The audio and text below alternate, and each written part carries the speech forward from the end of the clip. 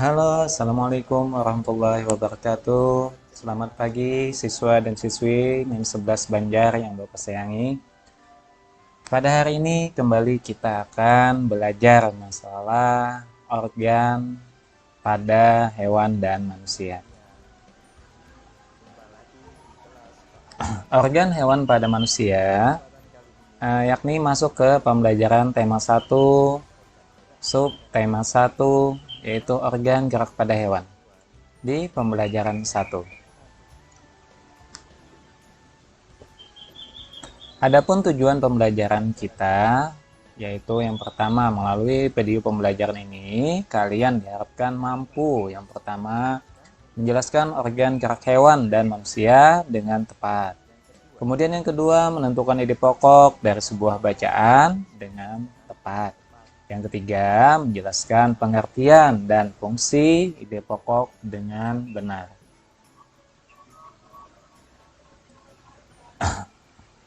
Selanjutnya, kita lihat di sini ada beberapa gambar gerakan, yaitu yang pertama gerakan burung dan kelinci. Salah satu ciri dari makhluk hidup adalah bergerak. Kemudian, secara umum gerakan dapat diartikan berpindah tempat atau perubahan posisi sebagian atau seluruh dari bagian tubuh, baik itu manusia ataupun hewan. Makhluk hidup akan bergerak apabila ada rangsangan yang mengenai sebagian atau seluruh bagian dari tubuhnya. Nah, kita lihat di sini sebagai contoh gerakan pada manusia dan hewan. Menggunakan organ gerak yang tersusun dalam sistem gerak. Organ gerak banyak sekali fungsinya. Yang pertama, fungsi organ gerak untuk berjalan.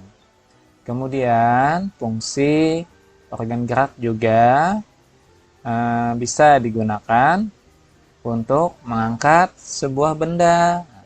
Kemudian juga bisa untuk berenang. Ya. Juga fungsi gerak bisa digunakan untuk melompat, untuk menanam pohon-pohon, bunga-bunga, kemudian untuk berolahraga.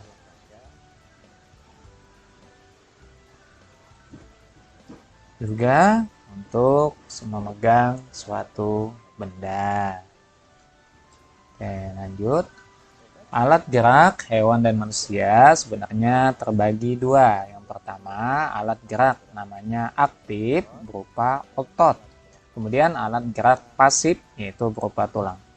Otot disebut alat gerak aktif karena otot memiliki suatu senyawa kimia yang membuatnya dapat bergerak.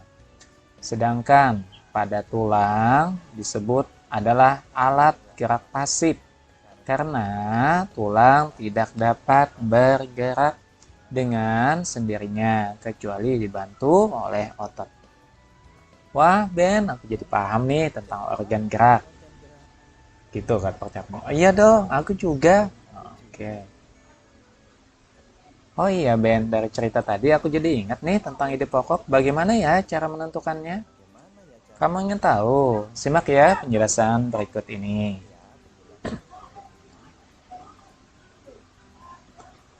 Kita masuki ide pokok. Ide pokok adalah ide atau gagasan yang menjadi dasar atau pokok pengembangan sebuah paragraf. Ide pokok disajikan ke dalam bentuk kalimat utama. Kalimat utama yang memuat ide pokok ini bisa berada di awal paragraf, bisa berada di akhir paragraf, atau bahkan di keduanya. Fungsi ide pokok yaitu menjadi dasar pengembangan paragraf. Cara menentukan ide pokok yang pertama, kita bisa harus membaca kalimatnya dalam sebuah paragraf satu demi satu. Kemudian menentukan inti paragraf tersebut. Selanjutnya, inti paragraf itulah yang disebut ide pokok atau pikiran utama.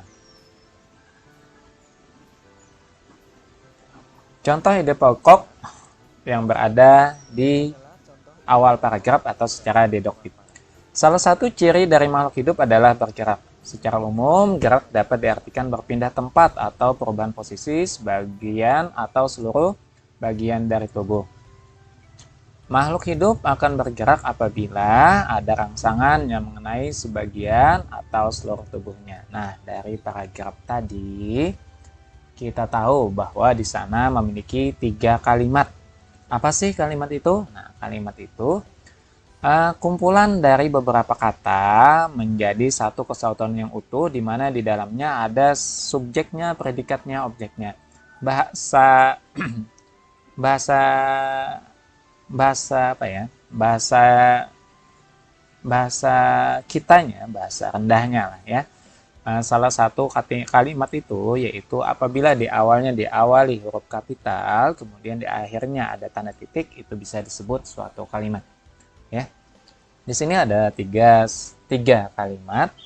Yang pertama, salah satu ciri dari makhluk hidup adalah bergerak. Kemudian kalimat kedua, secara umum gerakan dapat diartikan berpindah tempat atau perubahan posisi sebagian atau seluruh bagian dari tubuh. Yang ketiga, kalimat ketiga, makhluk hidup akan bergerak apabila ada rangsangan yang mengenai sebagian atau seluruh bagian tubuhnya. Nah, dapat kita ketahui, ternyata kalimat paragraf ide pokok paragraf itu ada di awal kalimat. Kenapa? Karena di awal kalimatlah kalimat kuncinya yang berada di sana dan sisanya hanya sebagai penjelas. Salah satu ciri dari makhluk hidup adalah bergerak. Nah, sisanya secara umum gerakan dapat diartikan berpindah tempat atau perubahan posisi sebagian atau seluruh bagian dari tubuh. Kalimat ketiga, makhluk hidup akan bergerak apabila ada rangsangan yang mengenai sebagian atau seluruh bagian tubuhnya. Nah, di sini kita ketahui bahwa ternyata ide pokoknya ada di depan. Ada di kalimat pertama. Salah satu ciri dari makhluk hidup adalah bergerak. Kita lanjut ke contoh ide pokok di akhir paragraf, yaitu paragraf induktif. Pagi ini perut Edo terasa perih. Edo juga merasa mual, mulas, dan juga kembung.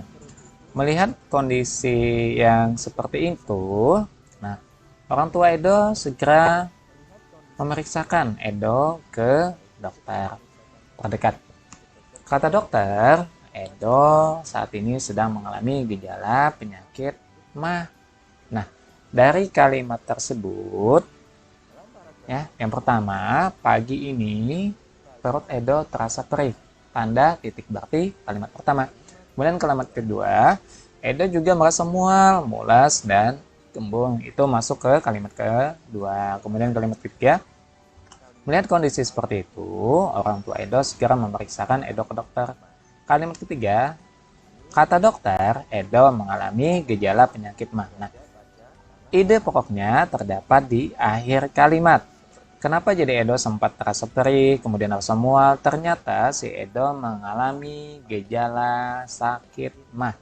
Nah ya, kalimat terakhirlah itu kalimat kuncinya, sedangkan di awal kalimat 1, kalimat 2, kalimat 3 itu hanya sekedar penjelas.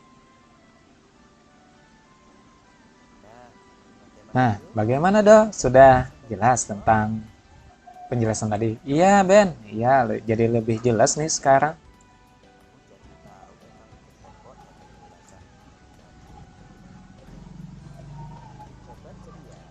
Nah, terakhir kita membuat soal dan latihan. Ya, setelah tadi Bapak paparkan penjelasan masalah organ gerak pada hewan dan manusia, juga kemudian yang selanjutnya tadi Bapak paparkan juga masalah mengenai ide pokok sebuah paragraf yang terbagi menjadi dua. Saat ini Bapak memberikan tugas untuk latihan kepada kalian. Jawablah pertanyaan berikut dengan jawaban yang benar. IPA dan Bahasa Indonesia. Yang pertama, Apa yang dimaksud dengan gerakan? Kemudian 2, sebutkan 3 fungsi organ gerak. Kemudian 3, sebutkan alat gerak aktif dan pasif pada hewan dan manusia. Kemudian untuk bahasa Indonesianya, nah, sebagaimana Bapak jelaskan tadi, yang pertama apa yang dimaksud dengan ide pokok? Ayo, apa? Tadi kan udah ya, tadi udah Bapak jelaskan. Kemudian yang kedua, jelaskan apa sebenarnya fungsi ide pokok itu. Kemudian yang ketiga, bagaimana cara menentukan ide pokok. Nah, kiranya hanya sampai di sini penjelasan dari Bapak. Mudah-mudahan kalian bisa mencernanya dengan baik dan seksama. Bapak akhiri, Bapak tutup video pembelajaran kita hari ini dengan ucapan Assalamualaikum.